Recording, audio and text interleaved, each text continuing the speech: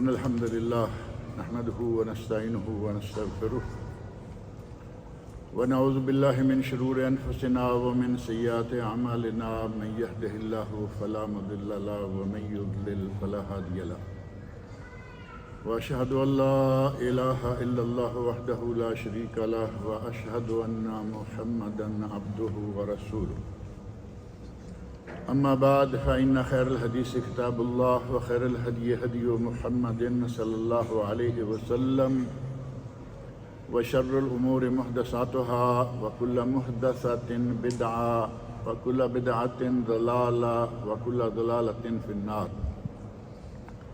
رب اشرح لي صدري ويسر لي أمري واحلل عقدة من لساني يفقهوا قولي رب اعوذ بك من همزات الشياطين واعوذ بك رب ان يحضرون اعوذ بالله السميع العليم من الشيطان الرجيم ان اول بيت وضع للناس للذي ببكة مباركا وهدى فيه آيات بينات مقام ابراهيم من دخله كان آمنا وللہ علی الناس حج البیت من استطاع الیہ سبیلا ومن کفر فإن اللہ غنی عن العالمین۔ اللہ رب العزت کا ہم لوگوں پر بہت بڑا احسان ہے کہ نیکیاں کمانے کا ایک موسم گزرتا ہے، دوسرا شروع ہو جاتا ہے۔ ابھی تھوڑا عرصہ پہلے، چند دن پہلے کہہ لیں، ماہ رمضان المبارک کو الوداع کہا گیا۔ وہ مہینہ جو انتہائی برکتوں والا اور 12 مہینوں کا سردار مہینہ شمار ہوتا ہے، اور اس کے ختم ہوتے ہی یکم شوال سے ایک نیا موسم شروع ہو جاتا ہے۔ یکم شوال سے، اور وہ موسم کون سا ہے؟ حج و عمرہ کا موسم۔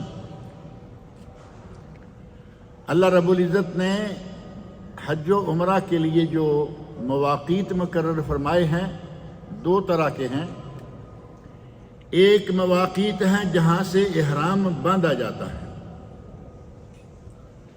اور دوسرے مواقیت وہ ہیں کہ جن دنوں میں احرام باندھا جا سکتا ہے۔ عمرے کا احرام سال کے کسی وقت بھی آپ باندھیں، جائز۔ اور یہ بات تو بہت دفعہ کہی جا چکی ہے کہ جو لوگ پیدل فتویٰ دیتے نہیں تھکتے کہ جس نے شوال میں ذوالقعدہ میں عمرہ کر لیا اس پر حج واجب ہو جاتا ہے، بالکل گپ ہے، بے بنیاد ہے۔ کوئی بھی اس کا اصل، کوئی بھی اس کا ثبوت نہیں ہے۔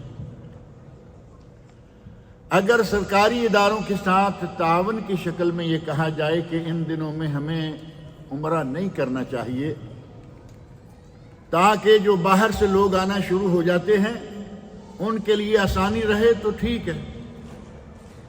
اور وہ تو آپ دیکھتے ہیں کہ ابھی چوکیاں تیار ہو چکی ہیں، راستوں پر پابندیاں لگنا شروع ہو جائیں گی، تفتیش شروع ہو جائے گی۔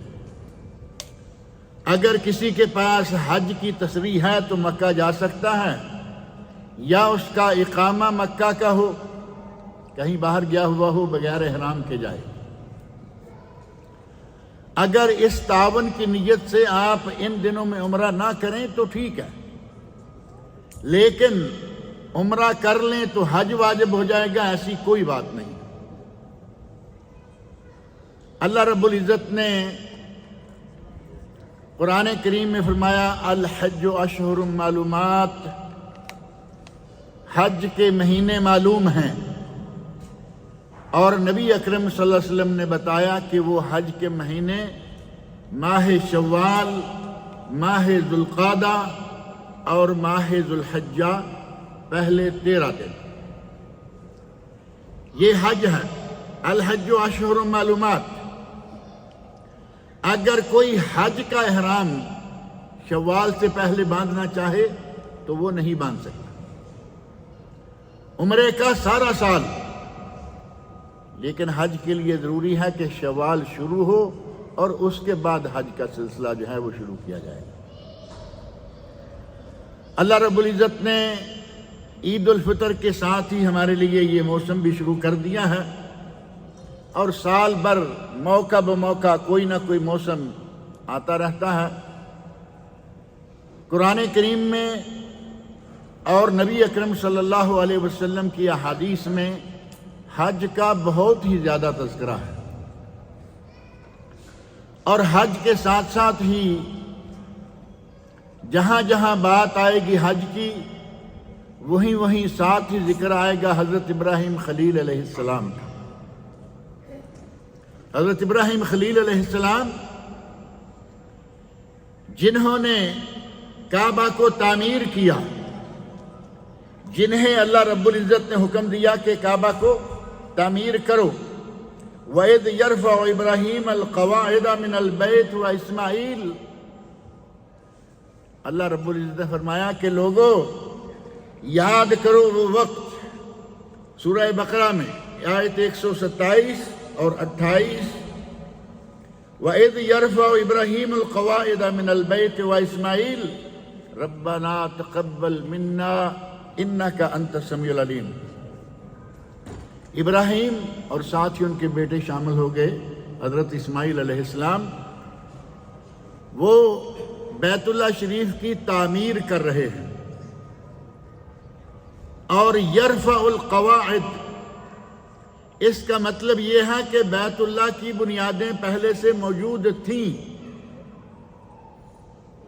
قواعد جسے ہم بیسز کہتے ہیں نا، بیس یا نیو، پہلے سے بیس موجود تھی، نیو موجود تھی، اسی پر ابراہیم علیہ السلام نے بیت اللہ شریف کو تعمیر کرنا تھا۔ اسی لیے کہا جاتا ہے معمار کعبہ، کعبہ کے معمار، کعبہ کو تعمیر کرنے والے حضرت ابراہیم خلیل علیہ السلام۔ اللہ نے فرمایا کہ وہ دونوں باپ بیٹا کعبہ شریف کی تعمیر کر رہے ہیں، اور ساتھ ہی یہ دعا کر رہے ہیں ربنا تقبل منا انک انت السمیع العلیم، اے اللہ ہم سے یہ عمل قبول فرما، انک انت السمیع العلیم، تو سننے والا اور جاننے والا ہے، تو ہر معاملے کو، ہر بات کو، ہر حال میں سن لیتا ہے، حتیٰ کہ تو دلوں کو بھی جانتا ہے، تیرا علم اتنا وسیع ہے کہ تو دلوں کی، سینوں کی باتیں، یعلم ما فی الصدور، ہم نے یہ کام، یہ خدمت تیرے لیے سر انجام دی ہے، اے اللہ ہماری اس خدمت کو قبول فرما۔ اور ساتھ ہی یہ دعا کی ربنا وجعلنا مسلمین لک ومن ذریتنا امۃ مسلمۃ لک، اے اللہ ہمیں، مجھے اور میرے بیٹے کو، میرے گھر والوں کو اپنا مطیع فرمان بنا، مسلمہ، ہمیں مسلمان بنا، وَجْعَلْنَا مُسْلِمَيْنِ لَكَ وَمِنْ ذُرِّيَّتِنَا أُمَّةٌ مُسْلِمَةً لَكَ، ہماری اولاد میں سے بھی ایک امت کو اپنا فرما بردار بنا، وَأَرِنَا مَنَاسِكَنَا، اور اے اللہ ہمیں، یہ بیت اللہ تو تعمیر کروا لیا، ہم نے یہ کام کر لیا ہے، آرنا مناسکنا، اب ہمیں بتائیے کہ اس بیت اللہ کا حج کیسے کرنا۔ مناسک حج معروف لفظ ہے نا، مسائل و احکام حج یا مناسک حج، ہمیں مناسک حج دکھلا، وَتُبْ عَلَيْنَا إِنَّكَ أَنْتَ التَّوَّابُ الرَّحِيمُ، اے اللہ ہماری توبہ کو قبول فرما، تو بہت ہی زیادہ توبہ قبول کرنے والا ہے۔ یہاں حضرت ابراہیم علیہ السلام نے دعا مانگی ہے، اور آیت 126 جو ان سے بھی پہلے ہے، اس میں حضرت ابراہیم علیہ السلام کہتے ہیں وَإِذْ قَالَ إِبْرَاهِيمُ رَبِّ اجْعَلْ هَٰذَا بَلَدًا آمِنًا، اے اللہ تیرا یہ گھر ہم نے آباد کیا، اس کے ارد گرد اب میری اولاد آباد ہے، اے اللہ اس شہر کو، اس گاؤں کو، اس مقام کو تو امن والا بنا دے، مکہ مکرمہ کو امن والا شہر بنا دے۔ وَارْزُقْ أَهْلَهُ مِنَ الثَّمَرَاتِ، اور اس کے گھر والوں کو گندم جو جوار نہیں فرمایا۔ اندازہ کریں کہ دنیا میں جو بہترین چیز ہے غذاؤں میں اور طاقتور چیزیں، فرمایا اے اللہ ان مکہ والوں کو پھلوں سے رزق عطا فرما، پھلوں سے۔ آپ کہیں گے کہ پھلوں سے تو چاہے کوئی کتنے بھی پھل کھاتا رہے، آخر روٹی والوں کو، چاول والوں کو کھانے ہی پڑتے ہیں، لیکن کیا پھلوں پہ گزر ہو سکتی ہے یا نہیں؟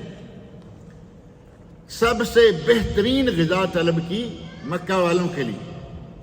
وَارْزُقْ أَهْلَهُ مِنَ الثَّمَرَاتِ، اے اللہ ان کو پھلوں سے رزق دے۔ مَنْ آمَنَ مِنْهُمْ بِاللَّهِ وَالْيَوْمِ الْآخِرِ، ان میں سے جو تجھ پر، اللہ کی ذات پر ایمان لائے اور قیامت کے دن پر ایمان لائے۔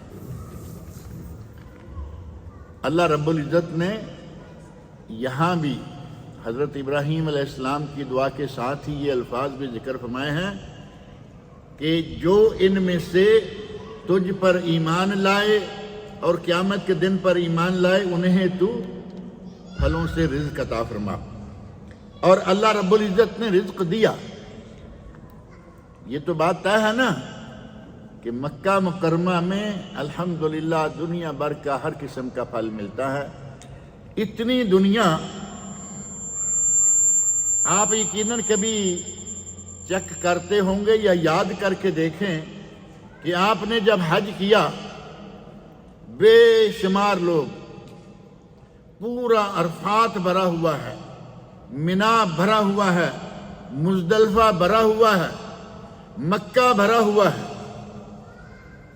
اور آپ کو لسی، دہی، دودھ، شربت اور طرح طرح کے پھل فری میں مل رہے۔ دودھ کی بوتلیں آ رہی ہیں، فلاں کی ہر قسم کی چیزیں وافر مقدار میں ملتی ہیں۔ یہ اللہ رب العزت نے حضرت ابراہیم علیہ السلام کی دعا کو شرف بخشا ہے۔ ہر چیز پھلوں کے ساتھ ساتھ غذائیں، پھلوں کے ساتھ ساتھ مشروبات، اللہ نے ہر چیز عطا فرمائی۔ اور ابراہیم علیہ السلام کو اللہ رب العزت نے ایسے ہی یہ نعمت عطا نہیں فرمائی۔ ایک حدیث میں ہے، فرمایا، ان حدیث میں نہیں قرآن کریم میں ہی ہے، انی جاعلک للناس اماما، اے ابراہیم ہم آپ کو سارے للناس، یہ نہیں فرمایا کہ کچھ علاقے، کچھ ملک، بلکہ فرمایا انی جاعلک للناس اماما، میں تمہیں سارے لوگوں کا امام بنانے جا رہا ہوں، امام بنا دیا۔ اب یہ کیا کوئی چھوٹا سا مرتبہ ہے؟ جامع مسجد کا امام دوسری مسجد کے امام سے اپنے آپ کو برتر سمجھتا ہے، واضح ہے یا نہیں؟ جامع مسجد جس میں جمعہ ہوتا ہے، امام و خطیب یقیناً سادہ جو صرف 5 نمازوں والی مسجدیں ہیں ان سے بہتر ہوتا بھی ہے اور یقیناً سمجھتا بھی ہے، کیونکہ وہ خطبہ دینے والے نہیں، 3 سپارے یاد ہیں، تھوڑی بہت فقہی باتیں یاد ہیں تو امام لگ گئے، مؤذن لگ گئے، لیکن خطبہ دینے کے لیے کہتے ہیں پہلے ساری عمر درسوں میں گا لیے تب جا کے آپ عالم بنیں گے۔ خطبہ دینے والے عالم ہوتے ہیں۔ چھوٹی مسجد سے بڑی مسجد والا امام ایک خاص مقام رکھتا ہے، اور اگر کسی کو اپنے پورے گاؤں کی عید پڑھانے کا موقع ملے، اور گاؤں میں 10-20 مسجدیں ہیں لیکن عید ایک جگہ ہوتی ہے، جسے عید پڑھانے کا موقع ملے وہ پھر اور بھی اپنے آپ کو سمجھتا ہے۔ آپ اس کو اپنے سامنے رکھیں اور دیکھیں کہ ابراہیم علیہ السلام کو اللہ فرما رہے ہیں انی جاعلک للناس اماما، ابراہیم میں تمہیں سب لوگوں کے لیے امام بنا رہا ہوں۔ اور ابراہیم علیہ السلام کہتے ہیں وَمِن ذُرِّيَّتِي، یا اللہ میری اولاد میں سے، یعنی یہ امامت کا منصب جو ہے یہ صرف مجھے ہی دیا جا رہا ہے یا میری اولاد میں سے بھی کسی کو دیا جائے گا؟ تو اللہ رب العزت نے فرمایا کہ نہیں، لَن يَنَالُ عَهْدِ الظَّالِمِينَ، لَن يَنَالَ عَهْدِ الظَّالِمِينَ، جو ظالم لوگ ہیں وہ میرے اس عہد کو، اس معاہدے کو نہیں پا سکیں گے۔ فلما،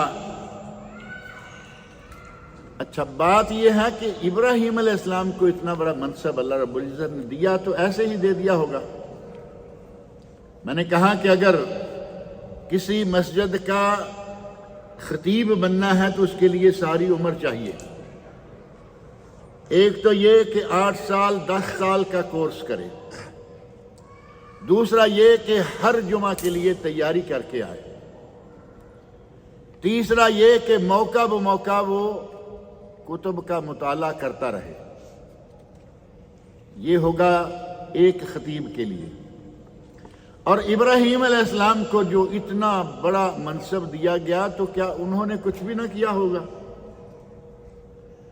ابراہیم علیہ السلام کو اللہ رب العزت نے قرآن کریم میں ان کے واقعات مختلف مقامات پر قرآن کریم میں بھرا ہوا ہے ان کے تذکرہ سے، ذکر سے۔ وَإِذِ ابْتَلَىٰ إِبْرَاهِيمَ رَبُّهُ بِكَلِمَاتٍ، سورۃ البقرہ آیت 124۔ سورۃ البقرہ میں ہی اللہ رب العزت نے ان کا تذکرہ شروع فرما دیا اور ارشاد فرمایا وَإِذِ ابْتَلَىٰ إِبْرَاهِيمَ رَبُّهُ، جب ابراہیم علیہ السلام کو ان کے رب نے آزمایا، بے کلمات، کچھ کلمات سے۔ کلمات کیا ہیں؟ بعض علماء نے کہا کہ ابراہیم علیہ السلام کو جو حکم دیا گیا انہوں نے ہر حکم کو پورا کیا۔ اگر انہیں طہارت کا حکم دیا گیا، طہارت کا حکم پورا کیا، کعبہ کی تعمیر کا حکم دیا گیا، تعمیر کیا، اور وَطَهِّرْ بَيْتِيَ لِلطَّائِفِينَ، وَطَهِّرْ بَيْتِيَ، اور میرے گھر کو پاک رکھو، لِلطَّائِفِينَ وَالرُّكَّعِ السُّجُودِ، لِلطَّائِفِينَ وَالْقَائِمِينَ وَالرُّكَّعِ السُّجُودِ، وَطَهِّرْ بَيْتِيَ لِلطَّائِفِينَ، میرے گھر کو پاک رکھو طواف کرنے کے لیے، وہاں رہنے والوں کے لیے، وَالرُّكَّعِ السُّجُودِ، اور ان لوگوں کے لیے جو یہاں رکوع اور سجدہ کرتے ہیں، نماز پڑھتے ہیں۔ ابراہیم علیہ السلام نے بیت اللہ شریف کو پاک رکھنے کی نیو ڈالی، بنیاد رکھی، اور آج یقین مانے کبھی کبھی تعجب ہوتا ہے،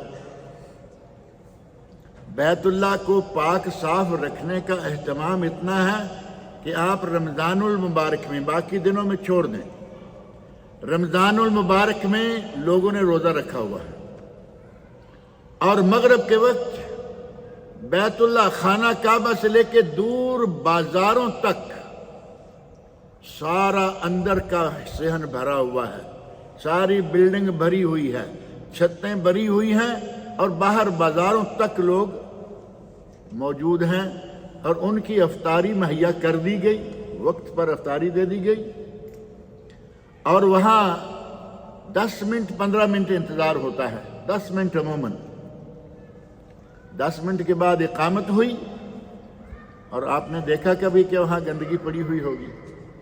سارے کا سارا حرم ایک دم صاف ستھرا۔ ایسا انتظام اللہ کی توفیق سے اس حکومت نے بھی کر رکھا ہے۔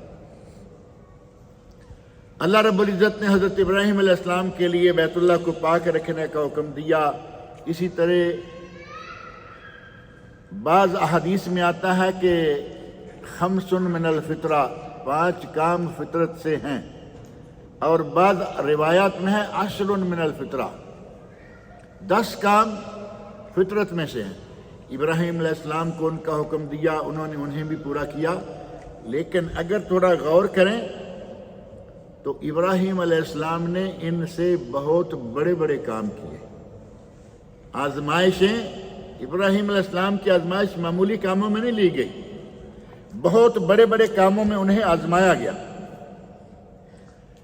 ایک تو سورہ ابراہیم کی آیت 37 میں آزمائش ہے، بلکہ پہلی آزمائش تو یہ ہے کہ وہ ایک ایسے گھر میں پیدا ہوتے ہیں جس گھر کو اگر بت ساز فیکٹری کہا جائے تو غلط نہ ہوگا.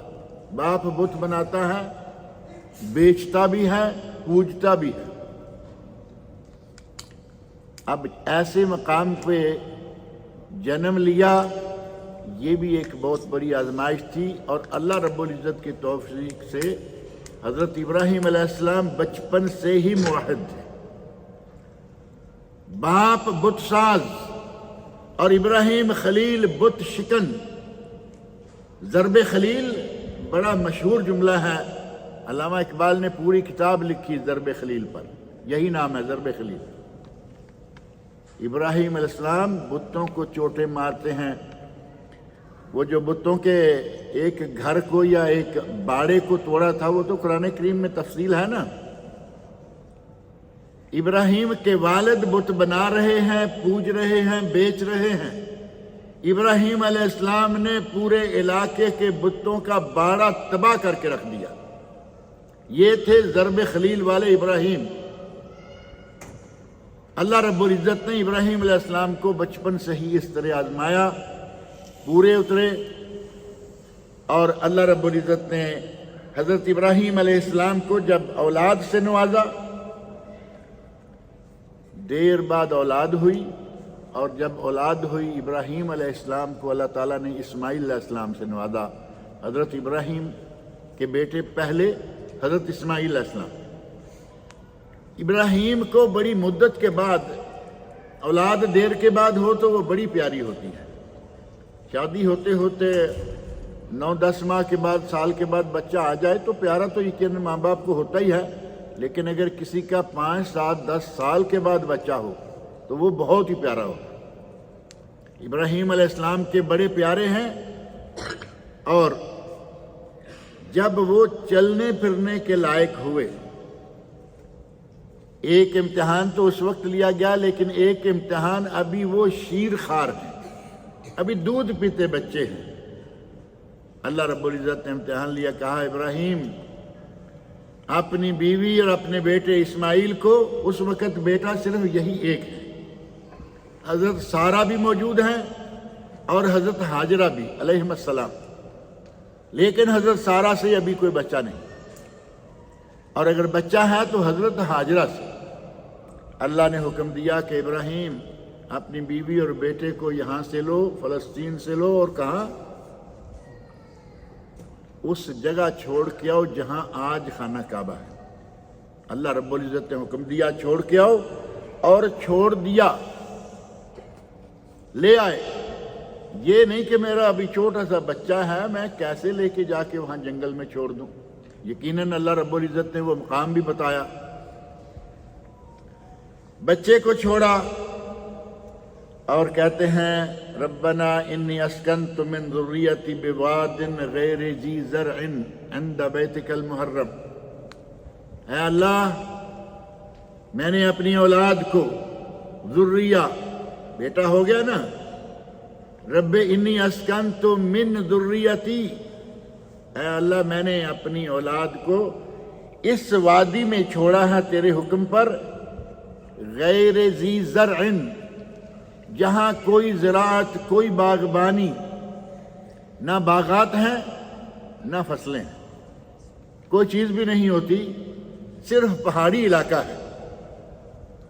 میں نے یہاں تیرے حکم سے ان کو چھوڑ دیا ہے. ربنا لیقیموا الصلاۃ، اے اللہ تاکہ یہ نمازی بھی بنے.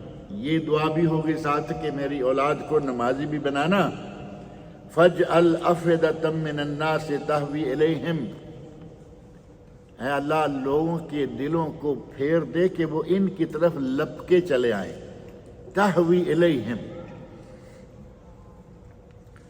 مکہ مکرمہ کی طرف لوگوں کے لپکے چلے آنے کا تصور کر کے دیکھا کبھی؟ واقعات بھی یقیناً سنے ہوں گے، ایک واقعہ آج آپ نے جمعہ میں بھی سنا ہے۔ بعض ممالک میں یہ قسمت کی بات ہے، سعودی عرب کے اندر رہتے ہوئے مدتوں لوگ حج نہیں کرتے، مدتوں پیدا ہوئے، پڑھے لکھے، فارغ ہو گئے، سروس شروع کر دی، جوان ہو گئے، بال بچے ہو گئے، ابھی حج نہیں کیا۔ آپ بھی یقیناً کئی لوگوں کو جانتے ہو گے، ہم بھی جانتے ہیں، مدت ہو گئی حج نے کیا، جبکہ حج ملک میں ہے، اور آج تو 4 پیسے لگتے ہیں، اس سے پہلے تو کوئی خرچہ بھی نہیں تھا۔ اپنی گاڑی میں بیٹھو، جاؤ، جا کے حج کر کے آؤ، کوئی خرچہ نہیں۔ یہ تو فیسیں وغیرہ ابھی تھوڑا عرصہ شروع ہوئی ہیں، لیکن قسمت کی بات، شیطان کے بہکاوے، ابھی کچھ اور کر لو، ابھی عمر پڑی ہے، اور عمر کتنی دیر تک پڑی ہے؟ گاڑی راستے میں پڑی ہے، یہاں سے نکلا کہ میں جا رہا ہوں، آفس جا رہا ہوں، آفس سے نکلا کہ میں گھر جا رہا ہوں، اور ساری عمر کا وہیں غبارہ پھٹ گیا۔ اللہ نے توفیق دی تو آدمی فوری طور پر یہ کام کر لے۔ 20 25 سال، 10 15 20 25 سال سے لوگ پیسے اکٹھے کر رہے ہیں کہ مجھے حج پہ جانا ہے۔ جیسے شوق آیا دل میں، حج کے لیے پیسے اکٹھے کرنے شروع کر دیے، اور پھر یہاں سے تو کوئی قرعہ نہیں تھا، کوئی کچھ نہیں تھا۔ آج بھی اگر بعض ممالک میں سسٹم ہے، کسی کو میرا خیال ہے باہر کے ملک کا کوئی آدمی پیسے بھیج دے تو بس اس کا کوئی قرعہ نہیں، کوئی کچھ بھی نہیں ہے، فوری طور پہ اس کو حج کا موقع مل جاتا ہے۔ پہلے یہ بھی نہیں تھا، باہر کے ملکوں سے قرعہ اندازی ہوتی، مدتوں پیسہ جمع کرتے گزر گیا، اور پھر کئی سال قرعے میں نام نہیں آ رہا۔ اور ہمارے گاؤں میں ایک بزرگ تھے، اللہ تعالیٰ ان کی مغفرت فرمائے، پیسے جمع کرتے رہے، قرعہ اندازی میں نام کا انتظار کرتے رہے، اور اللہ رب العزت نے بلا لیا۔ اللہ ان کا حج بھی قبول فرمائے۔ کبھی کبھی ایسا بھی ہوتا ہے، باہر کے لوگ اتنا شوق دل میں، اللہ رب العزت نے اس حد تک زیارت بیت اللہ کا شوق رکھا ہے کہ سال ہر سال پیسے اکٹھے کر رہے ہیں، سال ہر سال اپنی قرعہ اندازی میں اپنا نام نکلنے کا انتظار کر رہے ہیں، اور کسی کا نام آ گیا، کسی کا نہیں آیا۔ یہ بھی ابراہیم علیہ السلام کی دعا کا نتیجہ ہے۔ اے اللہ، لوگوں کے دل اس علاقے کی طرف تہوی الیہم، اور من الناس کہاں ہے؟ یہ نہیں کہا کہ سارے لوگ، اور یہ سارے لوگ جو ہیں، ایک تو اس میں کفار نکل گئے من الناس میں سے، اور دوسرے پھر وہ بھی ہیں جن کو اللہ نے توفیق بھی دی ہوتی ہے لیکن حج کیے بغیر مر جاتے ہیں۔ توفیق ہیں، پیسے ہیں، فرصتیں آتی ہیں، لیکن حج کرنے کے لیے نہیں جاتے۔ وہ بھی ایسے لوگوں میں سے شمار ہوں گے جنہیں اللہ رب العزت نے توفیق نہیں دے رکھی۔ اللہ رب العزت فرماتے ہیں کہ ابراہیم علیہ السلام نے یہ دعا مانگی، اور دعا کے آخری حصہ میں فرمایا وَارْزُقْ أَهْلَهُ مِنَ الثَّمَرَاتِ وَارْزُقْهُمْ مِنَ الثَّمَرَاتِ، اے اللہ انہیں پھلوں کا رزق دے۔ بار بار رزق مانگ رہے ہیں مکہ والوں کے لیے، تو وہ پھلوں سے، لَعَلَّهُمْ يَشْكُرُونَ، شاید کہ وہ تیرا شکر کریں۔ پہلی آزمائش یہ کہ شیرخوار بچے کو چھوڑ دیا۔ صحیح بخاری میں واقعہ موجود ہے تفصیل کے ساتھ کہ جب جہاں آج بیت اللہ ہے، وہاں پاس ہی بچے کو چھوڑ کر، بیت اللہ سے وہ زمزم کتنی دور ہے؟ چند فٹ ہی تو ہے نا، چند میٹر بھی نہیں، ساتھ ہی قریب ہی وہ آ جاتا ہے نشان جو ہے نیچے زمزم کا۔ زمزم والی جگہ پر اسماعیل علیہ السلام تھے، بیت اللہ کے بالکل پاس۔ چھوڑا اور واپس پلٹ گئے۔ واپس پلٹتے دیکھا تو خاتون نے پوچھا، حضرت حاجرہ علیہ السلام پوچھتے ہیں کہ ابراہیم ہمیں کس کے سہارے چھوڑ کے جا رہے ہو؟ ایک مرتبہ پوچھا، جواب نہیں دیا، 2 مرتبہ جواب نہیں، تیسری مرتبہ حضرت حاجرہ خود کہتی ہیں اللہ امرہ کا بہذا، کیا اللہ نے آپ کو یہ حکم دیا ہے؟ تو اس وقت کہا کہ ہاں مجھے اللہ نے حکم دیا ہے۔ تو حضرت ہاجرہ کا ایمان دیکھیں، ہماری طرح نہیں کہ اللہ نے تو ٹھیک ہے تمہیں حکم دے دیا، ہمیں اب کس کے سہارے چھو، کیا کریں گے؟ کچھ نہیں، ایک بھی لفظ نہیں کہا سوائے اس کے اذن لن یضیعن اللہ، اگر تمہیں یہ اللہ کا حکم ہے ہمیں اللہ ضائع نہیں کرے گا، تم جاؤ بلا خوف و خطر اس وادی میں جہاں کچھ بھی نہیں ہے، ایک اکیلی ماں اور دودھ پیتا چھوٹا سا بچہ، ان کو چھوڑ کر چلے گئے۔ یہ کتنی بڑی آزمائش، اللہ نے آزمایا، آزمائش میں پورے اترے، چھوڑ دیا بچے کو، بیوی کو۔ اور جب بچہ تھوڑا چلنے پھرنے کے لائق ہوا،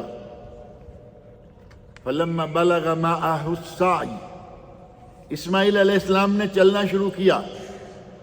باپ بڑی خوشی کے ساتھ بیٹے کو انگلی کے ساتھ لگا کے چلاتے ہیں، مائیں چلاتی ہیں۔ جب بچے نے چلنا شروع کیا تو پھر نیا حکم آ گیا۔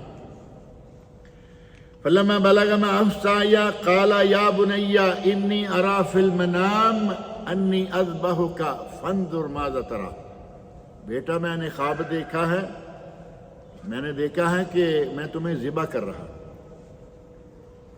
اب یہ کوئی بچہ فلما بلغ معه السعی، کوئی بہت بڑا جوان نہیں ہو گیا، ابھی چلنا پھرنا شروع کیا ہے، تو ساتھ ہی اپنی خواب سنائی، خواب سنایا فانظر ماذا تری، سوچ لو کہ کیا کرنا ہے، بتاؤ مجھے کیا کروں۔ تو حضرت اسماعیل علیہ السلام چھوٹے ہیں، کہتے ہیں قال یا ابت افعل ما تؤمر، ابا جان آپ کو جو حکم ہوا ہے کر گزریے، ستجدنی انشاء اللہ من الصابرین، آپ مجھے صبر کرنے والا پائیں گے۔ کتنی بڑی یہ بھی آزمائش تھی کہ مجھے ذبح کرنے کا حکم ہے، وہ کہتے ہیں کر دیجئے۔ فلما اسلما، جب دونوں باپ بیٹا اللہ کے سامنے سر تسلیم خم کر گئے، اسلما سر تسلیم کر لیا، دونوں مان گئے، بات طے ہو گئی۔ وَتَلَّهُ لِلْجَبِينِ، اور بیٹے کو جبین پیشانی کے بل زمین پر انہوں نے لٹا لیا۔ اب ذبح کرنے کا سلسلہ جو ہے وہ شروع ہو گیا۔ وَنَادَيْنَاهُ أَيْ يَا إِبْرَاهِيمُ، تو ہم نے آواز دی، اے ابراہیم، قد صدقت الرؤیا، تو نے اپنے خواب کو سچا کر دکھایا۔ یعنی ہم نے تو خواب میں مانگا تھا، تم نے تو حقیقت میں اپنا بیٹا ذبح کر لیا، حقیقت میں ذبح کرنے کے لیے بالکل تیار ہو گئے۔ اِنَّا كَذَلِكَ نَجْزِي الْمُحْسِنِينَ، ہم محسنین کو اسی طرح جزا دیتے ہیں۔ ان هذا لهو البلاء المبین، ان هذا لهو البلاء المبین، یہ بہت ہی بڑی آزمائش تھی۔ وَفَدَيْنَاهُ بِذِبْحٍ عَظِيمٍ، اسماعیل علیہ السلام کی جگہ اللہ رب العزت نے آسمان سے مینڈا، اللہ رب العزت کا انتظام ہے کہاں سے مینڈا بھیجا، بہت بڑا مینڈا ان کی جگہ پر بھیج دیا۔ وَتَرَكْنَا عَلَيْهِ فِي الْآخِرِينَ، ان کی اس عظیم آزمائش اور پورا اترنے پہ ہم نے ان کا ذکر آخرین قیامت تک کے لوگوں میں چھوڑ دیا۔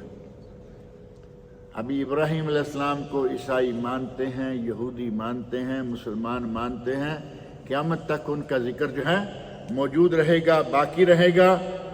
کذالک نجزی المحسنین، احسان کرنے والوں کے ساتھ ہم اسی طرح کا سلوک کرتے ہیں، خلوص کے ساتھ، ہمیں جو مانتا ہے اس کے ساتھ یہی سلوک ہوتا ہے۔ انہ من عبادنا المومنین، وہ ہمارے مومن بندوں میں سے تھے۔ قرآن کریم بار بار حضرت ابراہیم علیہ السلام کے بارے میں وَبَشَّرْنَاهُ بِإِسْحَاقَ نَبِيًّا مِّنَ الصَّالِحِينَ، اسماعیل علیہ السلام کی قربانی سے یہ کامیاب نکلے تو اللہ فرما رہے ہیں کہ اب ہم نے ان کو اسحاق کی بشارت دے دی۔ حضرت اسحاق علیہ السلام جو بعد میں ان کے یہاں پیدا ہوئے اور حضرت سارہ سے ہوئے۔ اسماعیل علیہ السلام جو ہیں حضرت حاجرہ سے ہیں، اور حضرت اسحاق حضرت ابراہیم علیہ السلام کے بیٹے۔ ہمارے نبی صلی اللہ علیہ وسلم حضرت اسماعیل علیہ السلام کی اولاد سے ہیں، اور باقی جتنے نبی ان کے بعد آئے وہ سارے کے سارے حضرت اسحاق علیہ السلام کی اولاد سے۔ تمام نبیوں میں سے ایک نبی حضرت اسماعیل علیہ السلام کی اولاد سے آئے، لیکن تمام نبیوں کے امام اور سردار قرار پائے۔ اللہ رب العزت نے انہیں اسحاق علیہ السلام کی ولادت کی بھی خبر دے دی کہ اب ہم آپ کو اسحاق دینے جا رہے ہیں، اور فرمایا وبارکنا علیہ وعلی اسحاق، ہم نے حضرت ابراہیم علیہ السلام ان کی اولاد اسماعیل اسحاق پر ہم نے برکت عطا کی۔ وَمِن ذُرِّيَّتِهِمَا مُحْسِنٌ وَظَالِمٌ لِنَفْسِهِ مُبِينٌ، ان کی اولاد میں سے اب آگے کوئی محسن احسان کرنے والا ہے، کوئی ظالم، یعنی ان کی اولاد میں سے آگے پھر دونوں طرح کے لوگ ہو گئے۔ اللہ رب العزت نے یہ آزمائشیں، اور پھر ایک بہت بڑی آزمائش تھی جب نمرود کے ساتھ آمنا سامنا ہوا، تو وہ واقعہ تو بڑا مشہور ہے نا، اور قرآن کریم میں ہے، حدیث شریف میں تفصیلات موجود ہیں۔ نمرود جو اس وقت کا ظالم بادشاہ تھا، اس نے ابراہیم علیہ السلام کو جلانے کے لیے بہت بڑی آگ جلائی اور کہا کہ اس کو ہم آج جلا کے ختم کر دیتے ہیں۔ منجنیق میں رکھا گیا، اور منجنیق میں رکھ کر، منجنیق سمجھتے ہوں گے یقیناً سارے، جیسے کوئی چیز دور پھینکنی ہو نا تو ایسے ہلارا دے کے اس کو پھینکتے ہیں، پھر بعد میں منجنیقیں کچھ ایسی نکل آئیں کہ اتنے زور سے وہ یہاں سے جاتی ہے دور تک گولا پھینکتی ہے، یہ منجنیق ہے۔ ابراہیم علیہ السلام کو اتنی جو تیز اور اتنی بڑی آگ تھی، اس کے قریب جا کے اس میں کون پھینکے گا، اس کی تو تپش دور دور تک آ رہی ہے۔ منجنیق کا انتظام کیا گیا، اس میں رکھا گیا، آگ میں پھینک دیا گیا، اور آگ میں جانے تک بھی حضرت ابراہیم علیہ السلام بالکل نہیں گھبرائے، وہ اپنی جگہ پر قائم رہے، اور اللہ رب العزت نے ان کی اسی استقامت پر انہیں یہ انعام دیا کہ اللہ رب العزت نے آگ کے بارے میں، آگ کو یہ حکم دے دیا، یا نار کونی بردن، یا نار کونی بردم و سلامن علی ابراہیم، اے آگ ابراہیم علیہ السلام کے لیے ٹھنڈی اور سلامتی والی ہو جا، ٹھنڈی بھی اتنی نہ ہو جا کہ نقصان دے، بلکہ ساتھ ہی سلامتی والی ہو جا۔ اس طرح حضرت ابراہیم علیہ السلام کے مسلسل امتحانات لیے جاتے رہے، اور وہ ہر امتحان میں کامیاب ہوتے رہے، تو بالآخر اللہ رب العزت نے انہیں ایک تو پوری بنی نوع انسان کا امام بنا دیا، اور دوسرا انعام جو ہے اس کا تذکرہ سورۃ النحل میں اللہ رب العزت نے فرمایا، ان ابراہیم کان امۃ قانتا للہ، ابراہیم علیہ السلام اکیلے ہی پوری امت تھے۔ اب یہ خطاب جو ہے یہ بھی سمجھنے کے لائق اور انتہائی عظیم خطاب ہے۔ ہمارے لاکھوں کروڑوں لوگوں کو امت قرار دیا گیا، امت مصطفیٰ کہیں گے تو جتنے مسلمان ہیں امت میں شامل ہیں، لیکن حضرت ابراہیم علیہ السلام کے بارے میں ان ابراہیم، اکیلے ابراہیم، کان امتن قانتا للہ، وہ اکیلے ہی پوری امت کے برابر تھے، اور اللہ کے سامنے فرما بردار تھے، اللہ کا حکم ماننے والے تھے۔ وما کان من المشرکین، اور وہ مشرکین میں سے نہیں تھے، شاکرا لانعمہ اجتباہ وہداہ،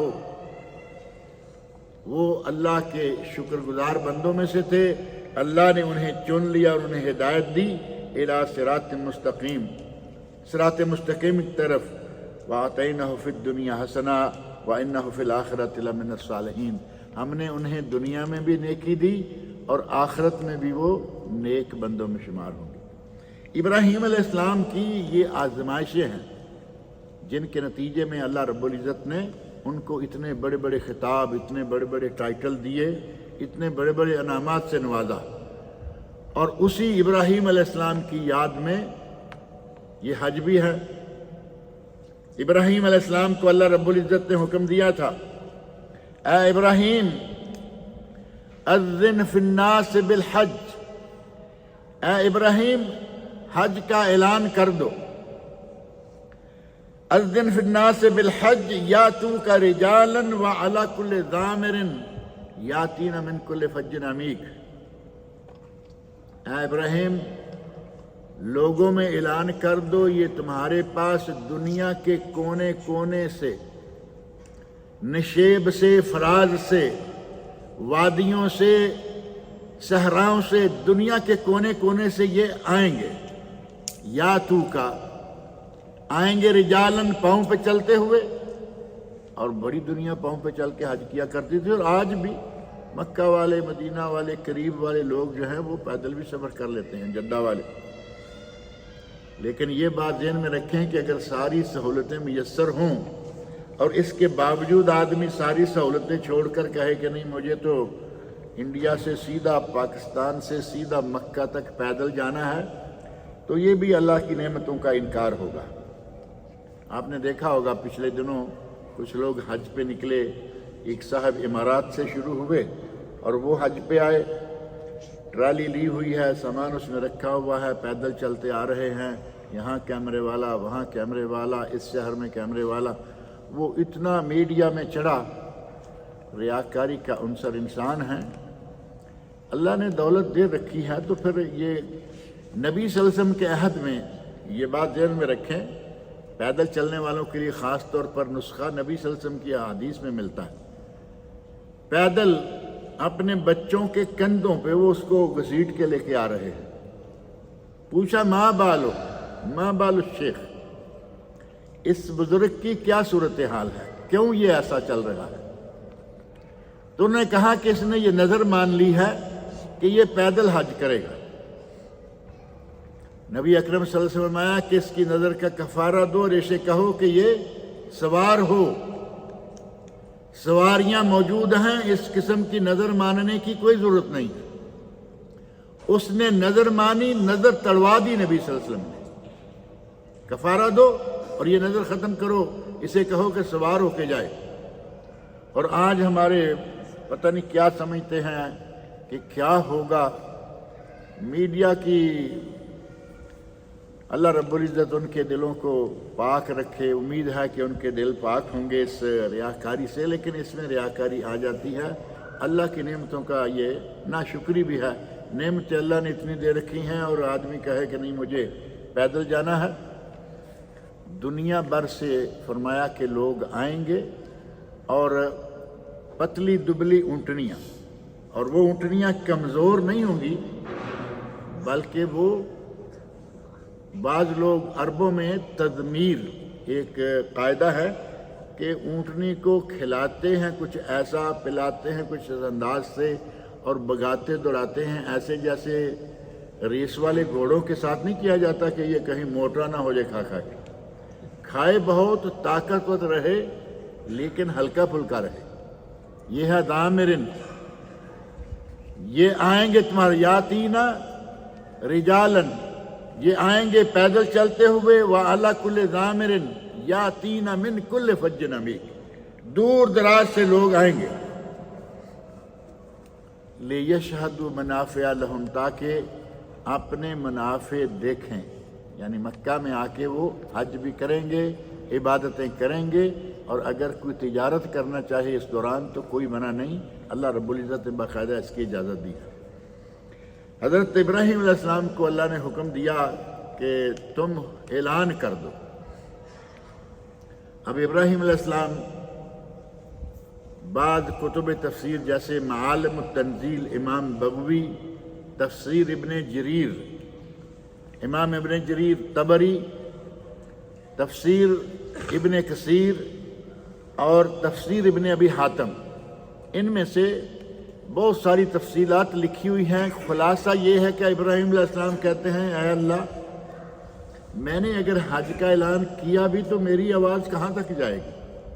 میں آواز دیتا ہوں لوگوں کو کہ حج کے لیے آؤ، تو میری آواز کہاں تک جائے گی؟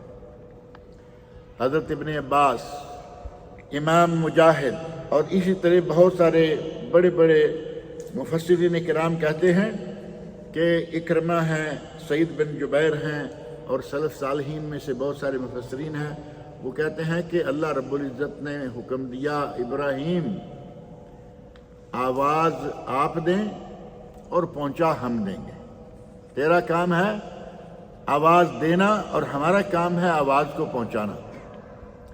انہوں نے ایک مقام پہ کھڑے ہو کر آواز لگائی، اللہ رب العزت نے اس مقام کو حکم دیا کہ پہاڑوں سے بھی اونچا ہو جا، اور بعض نے کہا کہ پہاڑوں کو اللہ نے حکم دیا کہ تم نیچے ہو جاؤ، راستے میں کوئی رکاوٹ نہ بنے، پوری زمین جو ہے برابر ایک جیسی ہو جائے۔ اللہ رب العزت نے ابراہیم علیہ السلام کی آواز کو دنیا کے کونے کونے میں وہاں تک پہنچا دیا جہاں جہاں سے آج حاجی آ رہے، اور جس کو آواز پہنچی اور جو آج لبیک اللہم لبیک کہتا ہے، مفسرین نے لکھا ہے کہ وہ لوگ جو ابھی ماؤں کے پیٹوں میں تھے، وہ لوگ جو ابھی باپوں کے نطفوں میں تھے، اللہ رب العزت نے یہ آواز ان تک بھی پہنچا دی، اور وہی سارے لوگ ہیں جو آج دنیا بھر سے حج کے لیے سالانہ آ رہے ہیں، ان سب کو حضرت ابراہیم علیہ السلام کی آواز پہنچا دی گئی تھی، پہنچ گئی تھی۔ اللہ رب العزت نے ابراہیم علیہ السلام کو اتنا نوازا، اتنے مقامات دیے، اور انہوں نے حج کیا، ہمارے نبی صلی اللہ علیہ وسلم نے حج کیا، اور ہم سوچتے رہتے ہیں کہ جائیں یا نہ جائیں۔ کئی لوگ بڑے پریشان ہیں، جی حج پہ جانا ہے تو ساتھ چھوٹے بچے ہیں، رش ہے، اور کئی لوگ بچے تو ٹھیک ہے کہ معقول بات بھی ہے، چھوٹے بچے ہیں، رش میں سنبھالنا ایک مسئلہ ہوتا ہے، حالانکہ سنبھالے جاتے ہیں، بڑی دنیا اس طرح حج کر رہی ہے، ساتھ چھوٹے چھوٹے بچے بھی ہوتے ہیں۔ صرف کئی لوگ رش دیکھ کے ڈر جاتے ہیں، وہ جی اتنا رش ہوتا ہے وہاں، تو یہاں کسی بڑی مارکیٹ میں سیل لگی ہوئی ہو نا، سیل لگی ہوئی ہے اور اس میں آفر ہے 50% آف، آپ کبھی کسی بھی وقت کسی بھی موسم میں آپ دیکھ لیں کہ وہاں اتنا رش ہوگا کہ جیسے یہ کوئی عرفات کا منا کا مقام ہے۔ کیوں؟ یہاں 50% ڈسکاؤنٹ مل رہا ہے۔ اللہ کے بندو، جو ڈسکاؤنٹ وہاں پہنچنے پر ملے گا، یہ تو اس کے مقابلے میں کوئی چیز ہی نہیں ہے۔ اتنے سے رش سے گھبرا رہے ہیں، جبکہ یہاں اس طرح کے رش جو ہے یہ موقع بموقع، ویکلی، ماہانہ یہ رش دیکھتے ہی رہتے ہیں، اور وہ تو ساری عمر میں ایک بار فرض ہے، ساری عمر میں ایک بار،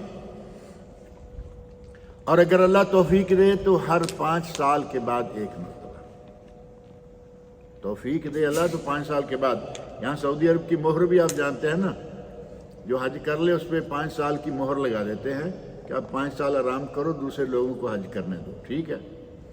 اور شاید اس 5 سال کی مہر کا سبب بھی وہی حدیث ہے جس میں نبی اکرم صلی اللہ علیہ وسلم فرماتے ہیں، حدیث قدسی، ان عبدن صححت له جسما ووسعت علیہ فی المعیشہ تمضی علیہ 5 اعوام لا یفد الی لمحروم۔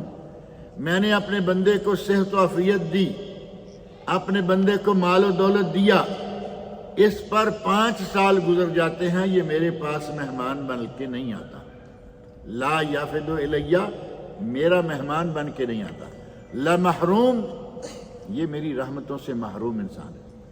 5 سال کے بعد تو ایک مرتبہ کر لینا چاہیے، لیکن حج فرض ایک مرتبہ۔ میں نے شروع میں بات کی تھی کہ کچھ لوگ کہتے ہیں شوال اور ذوالقعدہ میں اگر کسی نے عمرہ کر لیا تو حج فرض ہو جائے گا۔ اب اس مفتی کی بات سنیں یا نبی صلی اللہ علیہ وسلم کی بات سنیں؟ نبی اکرم صلی اللہ علیہ وسلم فرماتے ہیں، الحج مرہ، حج ایک مرتبہ، حج صرف ایک مرتبہ، فمن زاد فہو تطوع، اگر کوئی دوبارہ کرے، بار بار کرے تو وہ تطوع ہے، اور بار بار حج کرنا چاہیے، اس کا فائدہ بھی بہت ہے۔ ہمیں پتہ چلے نا کہ فلاں کام کرنے سے پیسے بڑھتے ہیں، دولت بڑھتی ہے، اور جائز بھی ہے، حلال بھی ہے، کوئی پیچھے رہے گا؟ کریں گے تاکہ دولت بڑھ جائے۔ نبی اکرم صلی اللہ علیہ وسلم فرماتے ہیں تابعوا بین الحج والعمرہ، حج و عمرہ کرتے رہا کرو، فإنہما ینفیان الفقر والذنوب، یہ فقر، تنگ دستی کو اور گناہوں کو اس طرح ختم کر دیتے ہیں جس طرح لوہے کے زنگ کو آگ ختم کر دیتی ہے یا لکڑی کو آگ ختم کر دیتی ہے، اس طرح بندے کے گناہ بھی ختم ہو جاتے ہیں اور فقر بھی ختم ہے۔ فقر کو ختم کرنے کا بہترین طریقہ نبی اکرم صلی اللہ علیہ وسلم نے یہ بتایا ہے کہ حج عمرہ کرتے رہا کرو۔ حج تو 5 سال سے پہلے نہیں کرنے دیتے، عمرے کی تو کوئی رکاوٹ نہیں ہے نا، عمرہ ہی آدمی موقع بہ موقع کرتا رہتا ہے۔ اللہ تعالیٰ نے ہمیں بہترین موقع دیا ہے، ہمیں چاہیے کہ اس موقع سے فائدہ اٹھائیں اور جتنا بھی ہو سکے سال میں 2 سال میں نہیں، عمرہ کرتے رہیں۔ حج 5 سال کے بعد، 7 سال کے بعد 1 مرتبہ ضرور کر لیں۔ اور کئی لوگوں نے یہ حدیث پکی اپنے ذہن میں بٹھا رکھی ہے کہ حج بس 1 مرتبہ ہے، دوبارہ شاید جانا وہ گناہ سمجھتے ہوں گے۔ کبھی کسی سے پوچھیں کہ ہاں بھائی حج کیا ہے یا نہیں، تو بعض لوگ بڑی ڈٹائی سے کہ ہاں کر لیا ہے۔ کب کیا تھا؟ 65 میں۔ اب 65 کو گنے، اب آج سے 65 گزرے کتنا عرصہ ہوا ہے؟ 65 میں حج کیا تھا۔ بوڑھے ہو گئے ہیں، اب یہ تو کہا جاتا ہے نا کہ ٹانگیں قبر میں ہیں۔ اللہ نے دولت سے نواز رکھا ہے، 65 کا حج نہیں اپنا بھول رہے، 65 میں حج کر لیا۔ جائز ہے کہ 1 مرتبہ حج کر لیا، فریضہ ادا ہو گیا، لیکن اللہ فرما رہا ہے کہ اگر کوئی 5 سال کے بعد بھی حج نہیں کرتا وہ میری رحمتوں سے محروم ہے۔ تو موقع بہ موقع حج کرتے رہنا چاہیے۔ اور ایک حدیث میں ہے ایھا الناس ان اللہ فرض علیکم الحج فحجوا، اے لوگو اللہ نے تم پر حج فرض کیا، حج کر لو۔ ایک صحابی وہ کہتے ہیں اکل عام یا رسول اللہ، اے اللہ رسول کیا ہر سال حج کریں؟ آپ خاموش رہے۔ اس نے 3 مرتبہ کہا، آپ خاموش رہے، وہ بار بار دہراتے رہے، اور بالآخر نبی اکرم صلی اللہ علیہ وسلم فرمایا لو قلت نعم لوجبت، اگر میں نعم کہہ دیتا کہ ہاں تو یہ حج فرض ہو جاتا اور تم یہ پورا نہ کر پاتے۔ نعم لوجبت ولما استطعتم، اور تم یہ ظاہر ہے کہ جو 65 کا کیا ہوا حج نہیں بھولتے، اگر ایسے آدمی کو کہا گیا ہوتا کہ ہر سال کرنا ہے تو کرتا، کبھی بھی نہ، کوئی بھی نہ کر پاتا، ظاہر ہے۔ یہ صحیح بخاری مسلم اور سنن کبریٰ بیہقی، سنن صغیر بیہقی اور نسائی وغیرہ میں حدیث یہ موجود ہے کہ اگر نبی صلی اللہ علیہ وسلم فرماتے ہیں، جیسے تراویح کی بات ہے نا، کہ اگر میں ہاں کہہ دیتا یا مسلسل تراویح پڑھاتا پورا مہینہ تو کہیں ایسا نہ ہوتا کہ یہ فرض ہو جائے۔ اللہ کے نبی فرماتے ہیں میں ہاں کہہ دیتا کہ ہر سال، تو یہ ہر سال فرض ہو جاتی اور تمہارے بس سے باہر بات ہو جاتی۔ غرض یہ کہ حج ارکان اسلام میں سے 5 ارکان میں سے 5واں رکن ہے، معروف ہے۔ بعض روایات میں 4تھا آتا ہے، رمضان 5واں، اور اکثر میں رمضان جو ہے وہ 4تھا اور یہ 5واں، یا زکوٰۃ ہے۔ اس رکن کا صحیح بخاری مسلم وغیرہ میں موجود ہے، بنی الاسلام علی 5، بڑی مشہور حدیث ہے۔ اسلام کی بنیاد 5 چیزوں پر ہے، اور 5 چیزیں پھر نبی اکرم صلی اللہ علیہ وسلم نے ایمان باللہ و رسول، پہلا رکن نماز، روزہ، زکوٰۃ اور حج، 5 ارکان بیان فرمائے۔ اور ایک حدیث جبریل بڑی مشہور ہے جو بارہا کئی موقعوں پہ یہاں میں نے ذکر کی ہے، اور وہ بھی بخاری مسلم وغیرہ دیگر کتب میں بھی ہے۔ اس میں بھی حضرت جبرائیل علیہ السلام نے جو سوالات کیے ان میں سے ایک یہ تھا کہ اسلام کیا ہے، تو آپ نے اس وقت بھی یہی 5 ارکان بیان فرمائے تھے، یعنی اسلام کا رکن ہے اور اسے پورا کرنے میں تاخیر نہیں کرنی چاہیے۔ اگر کسی نے ابھی تک حج نہیں کیا تو اسے چاہیے کہ جتنی جلدی ہو سکے وہ حج کر لے، کیونکہ یہ تو کوئی نہیں جانتا نا کہ کب تک اس غبارے میں ہوا رہے گی اور کب یہ پھٹ جائے گا۔ نبی اکرم صلی اللہ علیہ وسلم کی مسند امام احمد، اخبار مکہ فاقہی اور شرح مشکل الآثار طحاوی میں حدیث ہے، صحیح سند سے ثابت ہے۔ اس حدیث میں نبی اکرم صلی اللہ علیہ وسلم فرماتے ہیں تعجلوا الی الحج یعنی الفریضہ، فرض حج ادا کرنے میں تاخیر نہ کرو، جلدی کر لو۔ اور پھر ساتھ ہی فرمایا فإن أحدكم لا يدري ما يعرض له، تم میں سے کوئی نہیں جانتا کہ کل کیا ہونے والا ہے۔ اور دوسری حدیث میں ہے کہ کل ہو سکتا ہے کہ تمہارے پاس سواری کا انتظام نہ رہے، پیسے نہ رہیں، اس میں ہے سواری گم ہو جائے، یا تمہیں کوئی ایسی مجبوری لاحق ہو جائے کہ تم نہ جا پاؤ، اور تیسرا فرمایا ہو سکتا ہے کہ بیمار ہو جاؤ اور تمہارا جانا تمہارے بس سے باہر ہو جائے، لہذا جس پر حج فرض ہو جائے اسے فوری طور پر حج کر لینا چاہیے۔ حج کا موضوع امید ہے کہ انشاءاللہ ایک موقع پہ یہاں شاید اور بھی آئے گا، جس میں حج اور عمرہ کا طریقہ انشاءاللہ بیان کریں گے، لیکن اگر جمعہ کے درس میں یہ آیا تو، نہیں تو انشاءاللہ اصلاحی سنٹر ہے جہاں پچھلے بدھ بھی ہمارا درس تھا، اگلے بدھ بھی ہوگا، وہاں حج سے پہلے انشاءاللہ 1-2 درس ہوں گے جس میں حج کا پورا طریقہ جو ہے وہ باذن اللہ بیان کیا جائے گا۔ اللہ رب العزت سے دعا ہے کہ وہ مجھے اور آپ سب لوگوں کو نیک عمل کی توفیق عطا فرمائے۔